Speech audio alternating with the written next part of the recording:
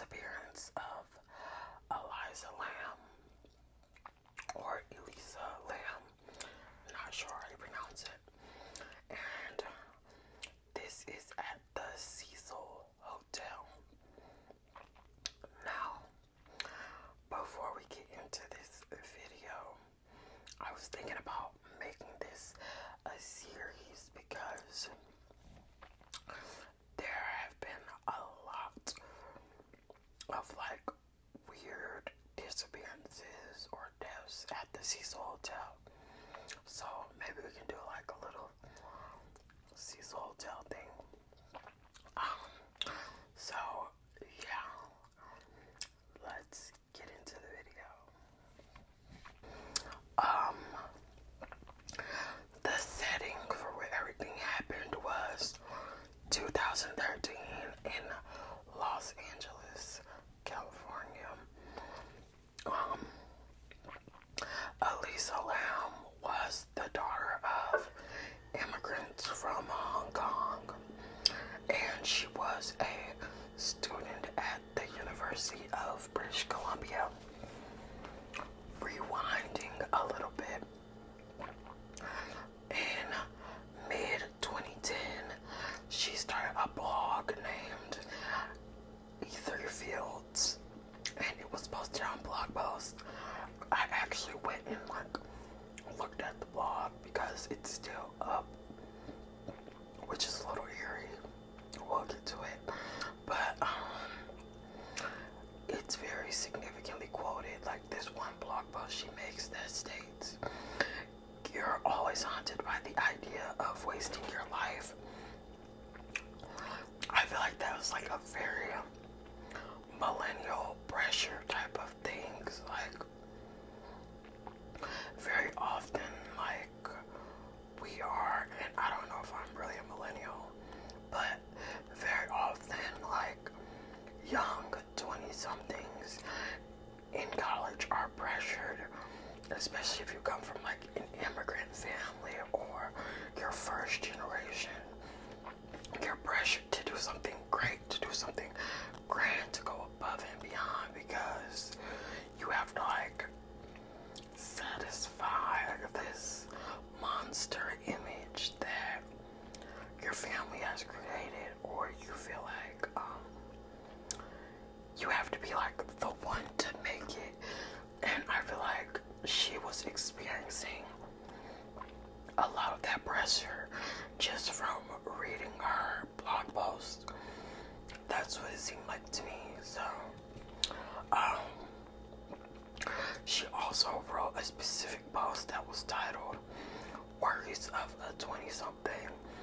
I spent 2 days in bed hating myself, and it just details like her struggles with depression and how it was so hard for her to get out of bed.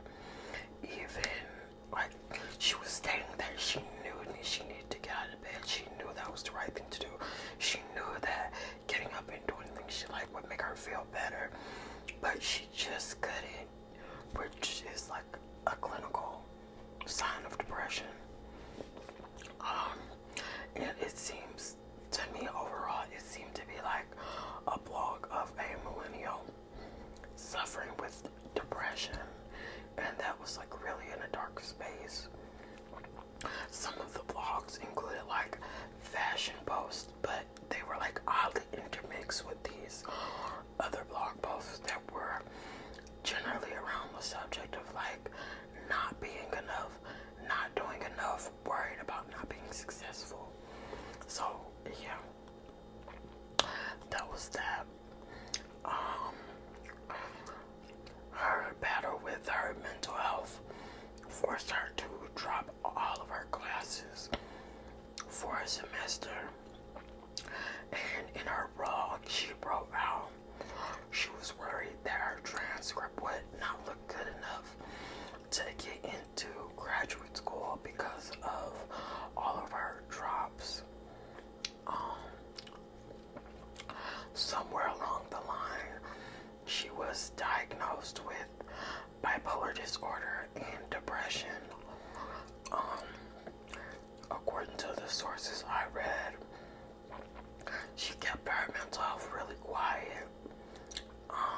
And there was no history of her having any suicidal thoughts or any suicidal attempts.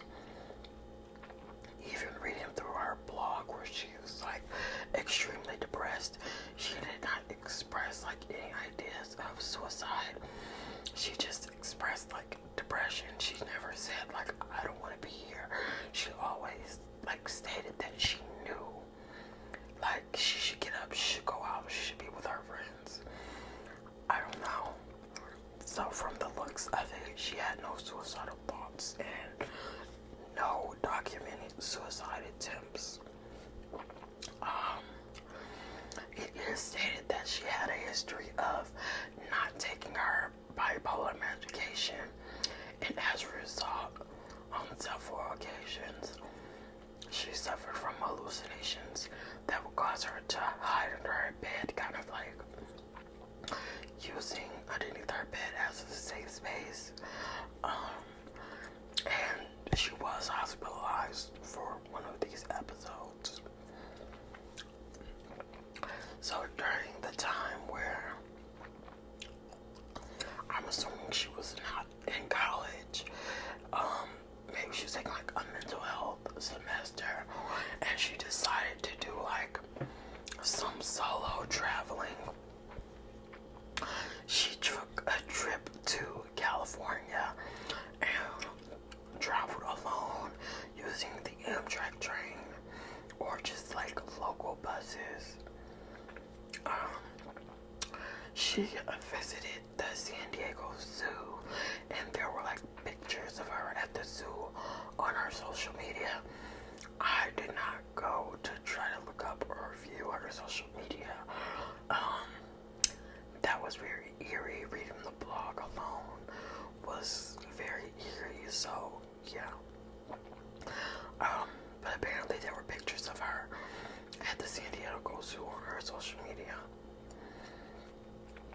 Then on January 26th, she checked into the Cecil Hotel, and apparently the Cecil Hotel is located near Skid Row. I'm not from LA. That's what the sources say. So that it's like identifier.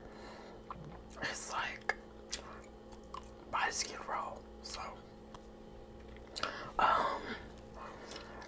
initially it seemed like the Cecil Hotel was doing like a hostel type of thing where you could book a shared room, and initially she had one of these shared rooms which was located on the 5th floor. Almost immediately her roommates began to complain about her odd behavior. Apparently she would leave them notes that would say things like, go away, go home, leave here. Yeah. So 2 days later, after her roommate's complaints, she was assigned to her own room. I believe that day or like the next day, she went to a live taping of Conan in Burbank, but she was escorted out by security due to her disruptive behavior. So Elisa remained in contact with her parents every day during her solo trip up until the day she disappeared. And on January 31st, 2013, she was scheduled to check out of the Cecil Hotel and leave for Santa Cruz, which I guess was like her next stop on her California tour. But her parents did not hear from her at all this day. Her parents, when they did not hear from her, immediately called LAPD and flew out to look for her. They knew that this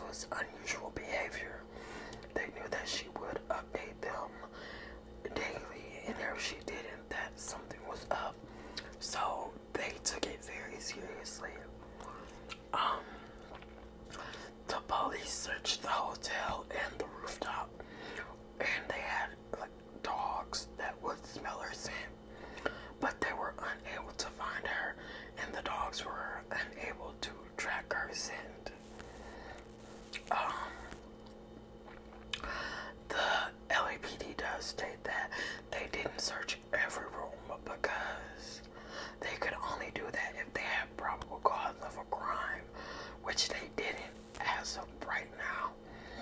She was like an adult, she was in her 20s. She could have just went to Santa Cruz without telling her parents, even though that was like completely out of the ordinary, according to her parents. That would have been completely out of the ordinary for her. But the police said, well, she could have just left and not told y'all. So they couldn't search every room. On February 6th, though, they started posting missing person flyers all around the city of Los Angeles, which brought the case to like the media and the public's attention. On February 13th, a video of her in the elevator from January 31st gets released. This video is on YouTube. I watched it. It's very eerie and it's pretty creepy in my opinion. She looks disoriented. She looks scared, as if maybe she's running and hiding from someone. At one point, she hides in the corner of the elevator as if someone is looking for her. She steps out of the elevator and then begins doing like these really odd hand gestures that kind of don't make any sense. The thing that creeps me out the most about the video is that the elevator never closes, it never moves. She's in the elevator, she's pressing buttons for different floors, but the doors never close. The elevator never moves. And that just gives me the chills, because why was the elevator just stuck on this one floor? We clearly see her get in the elevator, press the button, and like it only takes elevator doors a couple seconds to close, but they don't. I don't know. It's very odd. But watch that video at your own content. Soon after Elisa's disappearance, other hotel guests, I said ghost, oh my god, y'all. Okay, so after Elisa's disappearance, other hotel guests began complaining about low water pressure. Some also claim that their water came out black and that it has an unusual taste. On February 19th, because of all the complaints, a hotel maintenance worker goes to check on the water tanks that are located on the rooftop of the hotel.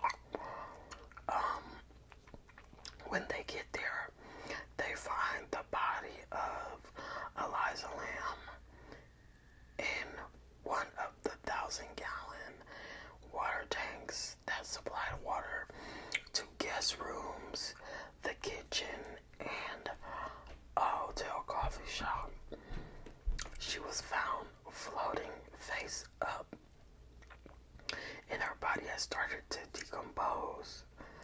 Her body was found completely naked, but her clothes that she was seen wearing in the elevator were also found floating in the water and covered in what the officers describe as a sand-like particulate, along with her room keys and her watch.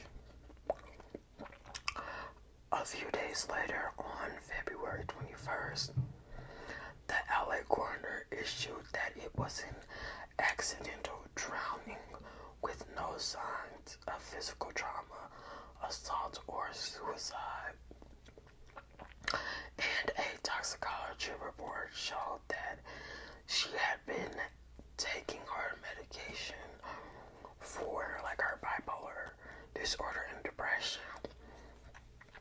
But the amount of medication found in her system suggested that she had recently stopped taking them or was like under medicating, which just means like taking half of a pill instead of a whole pill or something like that. Other than that, there were no other drugs found in her system besides a very small quantity of alcohol. Like, not even enough for her to have had a buzz on, is what I got. And that's the story. It kind of just ends there, which brings up a whole lot of questions for me. First off, how did she get into the water tank? They said the entry to like the rooftop where the tanks were located were locked and passcode protected. Like the stairwells and everything were locked and passcode protected. And if she would have went through the door on the rooftop, the alarms would have sounded. They also state that her scent trail would have been picked up by the dogs, and it never was, which was just odd. And the tanks themselves were 4 by 8 feet, and so like 4 feet long, 8 feet tall. And the maintenance workers themselves used ladders to like get up there and open the lids. No ladder was found anywhere. So like, how does this woman get into an 8 feet water tank, you know? Also, something that was very odd, her phone was not found with her at all, but her Tumblr page posted updates after her death. It's weird, you know. Some people could say, well, maybe somebody stole her phone. The person who stole her phone wanted to make it look like she still had her phone, so they posted on Tumblr. But I don't know, y'all. The story is very fishy.